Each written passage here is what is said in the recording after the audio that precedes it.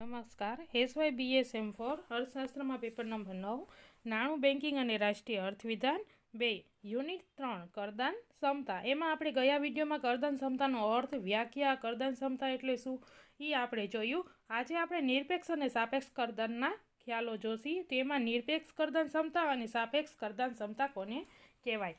તો પહેલા આપણે જોઈએ કે નિરપેક્ષ કરદાન ક્ષમતા. તો પ્રોફેસર ડાલ્ટન, પ્રોફેસર સિરાજ ઉપરોક્ત બંને પ્રકારની કરદાન ક્ષમતા વચ્ચેનો ભેદ સમજાવતા લખે છે કે નિરપેક્ષ કરદાન ક્ષમતા એ કોઈ એક ચોક્કસ સમાજ અવળી કે અયોગ્ય અસરો જન્માવ્યા સિવાય વધુમાં વધુ કેટલા કરવેરા ભરી શકે તેની મર્યાદા દર્શાવે છે. એટલે નિરપેક્ષ કરદાન ક્ષમતા એ કોઈ એક ચોક્કસ સમાજની અવળી કે અયોગ્ય અસરો જન્માવ્યા સિવાય વધુમાં વધુ કેટલા કરવેરા ભરી શકે છે તેની મર્યાદા દર્શાવે છે. જ્યારે સાપેક્ષ કરદાન ક્ષમતાનો ખ્યાલ ઉપરના ખ્યાલથી જુદો જ પડે છે. એટલે નિરપેક્ષ કરદાન ક્ષમતાનો ખ્યાલ કોઈ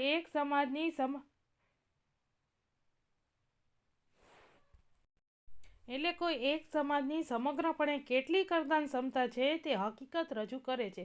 જ્યારે સાપેક્ષ કરદાન ક્ષમતા સમાજનો કોઈ એક ખાસ વર્ગ અન્ય વર્ગની સરખામણીમાં કેટલી કરદાન ક્ષમતા ધરાવે છે તે હકીકત રજૂ કરે છે.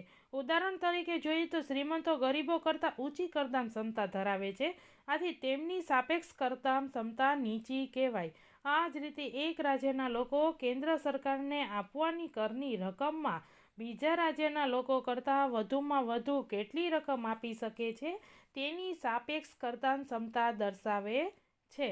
પ્રોફેસર ડાલ્ટન માને છે કે નિરપેક્ષ કરદાન ક્ષમતાનો ખ્યાલ વાસ્તવિક રીતે અને ભ્રામક ખ્યાલ છે, જ્યારે સાપેક્ષ કરદાન ક્ષમતાનો ખ્યાલ વાસ્તવિક ખ્યાલ છે.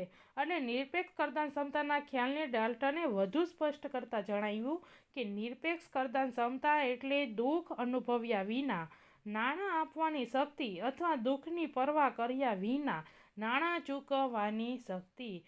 દુઃખ અનુભવ્યા વિના નાણાં આપવાની શક્તિ, દુઃખની પરવા કર્યા વિના નાણાં ચૂકવવાની શક્તિ એટલે નિરપેક્ષ કરદાન ક્ષમતા. આ ખ્યાલ વાસ્તવમાં અર્થહીન છે. દરેક કર થોડે ઘણે અંશે વ્યક્તિને દુઃખ જન્માવે છે. તેનાથી દરેક વ્યક્તિની વાસ્તવિક આવકમાં ઘટાડો થાય છે.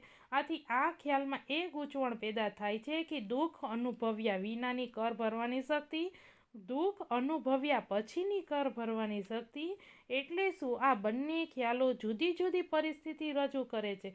આથી વ્યવહારુ અને તર્કસંગત ખ્યાલ આ બંને છેડાની પરિસ્થિતિ વચ્ચે હોવો જોઈએ. એટલે ડાલ્ટનના મત અનુસાર નિરપેક્ષ કરદાન ક્ષમતાનો ખ્યાલ તદ્દન નિરર્થક છે. આથી જ તે સાપેક્ષ કરદાન ક્ષમતાના ખ્યાલ પર વિશેષ ભાર મૂકે છે. હવે આપણે જોઈએ તો સાપેક્ષ કરદાન ક્ષમતા.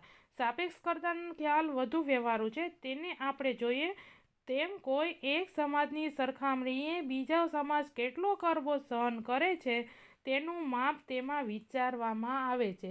પ્રોફેસર ડાલ્ટનના શબ્દોમાં જ કહીએ તો કે બીજા સમાજની કરદાન ક્ષમતા પહેલા સમાજની કરદાન ક્ષમતાની સરખામણીમાં અડધી કહેવાય.